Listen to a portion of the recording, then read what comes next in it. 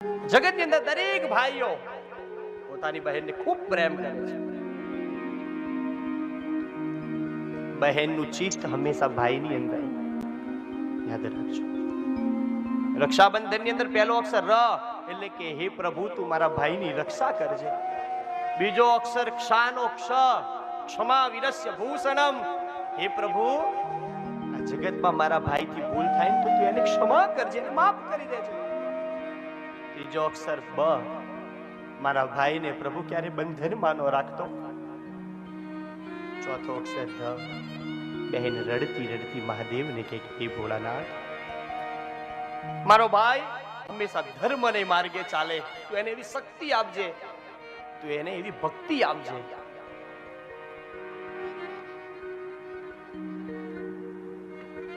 અને છેલ્લો અક્ષર ન.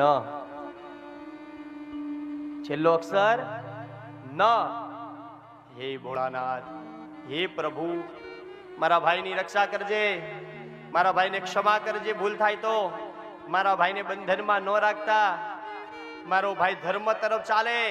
અને જેમ હું એક સ્ત્રી છું, જેમ હું એક નારી છું, એમ મારો ભાઈ હંમેશા પ્રત્યેક જગતની નારીની સામે હારી દ્રષ્ટિથી જોવે, એનું રક્ષણ કરે એવા આશીર્વાદ દે છે. પ્રત્યેક નારીને સારી દ્રષ્ટિથી જોવે, પ્રત્યેક નારીનું રક્ષણ કરનાર મારો ભાઈ થાય. એના વિશે આંખમાં અંધકાર, શરીરમાં વિકાર ન આવે એવો તું મારા ભાઈને બનાવજો. રક્ષાબંધન ભાઈ બહેનનો તહેવાર. બહેન ભાઈના ઘરે આવે ખુશ હોય કે હું મારા ભાઈના ઘરે જવાની છું. અને જે બી બહેન આવવાની હોય ને ભાઈને પણ આનંદ હોય કે મારી બહેન આજ આવશે.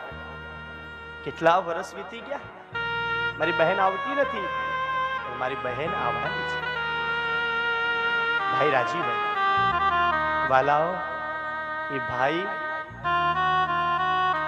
એની બહેન માટે ઘણી બધી વસ્તુઓ લાવે, ભેગી કરે.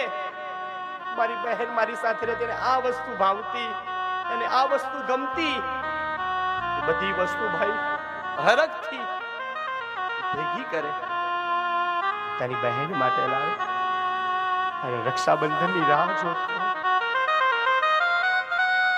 અને રક્ષાબંધન આવે, બહેન જ્યારે ઘરે આવે, ભાઈની કલાઈ ઉપર રાખડી બાંધે અને ભાઈ બહેનને આશીર્વાદ આપે. અને ત્યારે જેવી બહેન રાખડી બાંધે, ભાઈ આશીર્વાદ તો આપે, પણ આશીર્વાદની સાથે સાથે બહેનને જે વસ્તુ ગમતી હોય ને વસ્તુ પણ આપે છે. બહેન રાજી થાય છે કે મારો ભાઈ મારા માટે પ્રેમથી લાગ્યો છે. ખૂબ આનંદનું પર્વ હોય ને તો એ રક્ષાબંધન છે વાલા ભક્તો. ભાઈ બહેનનો પ્રેમનો તહેવાર. અને ટૂંક સમયમાં હવે રક્ષાબંધન આવવાની છે. ભાઈ બહેન હરખાતા હોય, બહેન રાજી થતી હોય તો મારા ભાઈના ઘરે જઈશ, મારા ભાઈને રાખડી બાંધી. લક્ષ્મીજી બલિરાજા પાસે આવે,